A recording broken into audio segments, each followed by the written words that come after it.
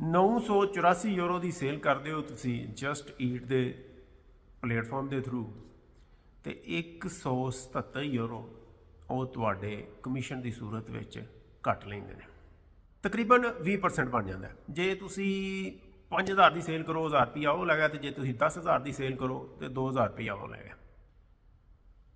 ਹੁਣ ਜਿਹੜਾ ਮਾਰਜਨ ਹੁੰਦਾ ਹੈ ਰੈਸਟੋਰੈਂਟਾਂ ਦੇ ਵਿੱਚ, ਉਹ ਸਾਨੂੰ ਪਤਾ ਹੈ ਸਾਰਾ 30% ਮਾਰਜਨ ਹੁੰਦਾ ਹੈ, ਤੇ ਵਿੱਚੋਂ 20% ਜਿਹੜਾ ਉਹ ਲੈ ਗਿਆ, ਯਾਨੀ ਕਿ ਇੱਕ ਮਸ਼ੀਨ ਲਾ ਕੇ ਦੇ ਕੇ ਤੇ ਉਹ ਤੁਹਾਡੇ ਅੱਧ ਨਾਲੋਂ ਵੱਧ ਦੇ ਪਾਰਟਨਰ ਬਣ ਗਏ ਨੇ।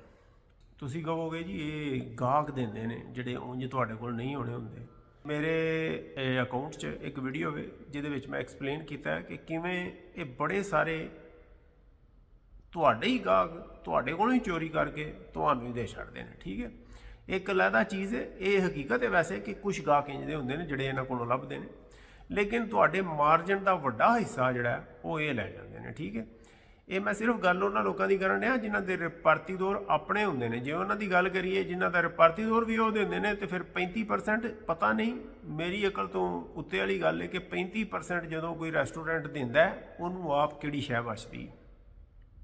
ਹੱਲ ਆਪਣੀ ਵੈਬਸਾਈਟ ਬਣਾਓ, ਆਪਣੀ ਐਪਲੀਕੇਸ਼ਨ ਬਣਾਓ, ਉਹਦੀ ਪ੍ਰਮੋਸ਼ਨ ਕਰੋ।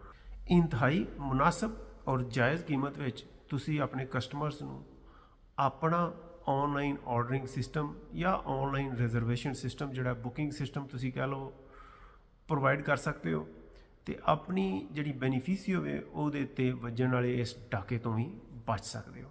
ਔਰ ਸਾਰਿਆਂ ਨਾਲੋਂ ਅਹਿਮ ਚੀਜ਼ ਹੈ ਕਿ ਜਿਹੜੇ ਤੁਹਾਡੇ ਗਾਹਕ ਨੇ ਉਹ ਤੁਹਾਡੇ ਗਾਹਕ ਨੇ, ਉਹਨਾਂ ਦਾ ਡਾਟਾ ਤੁਹਾਡੇ ਕੋਲ ਹੋਏ, ਜਿਹੜਾ ਕੱਲ੍ਹ ਨੂੰ ਤੁਸੀਂ ਮਾਰਕੀਟਿੰਗ ਸਟ੍ਰੈਟਜੀਜ਼ ਵਾਸਤੇ ਵੀ ਇਸਤੇਮਾਲ ਕਰ ਸਕਦੇ ਹੋ।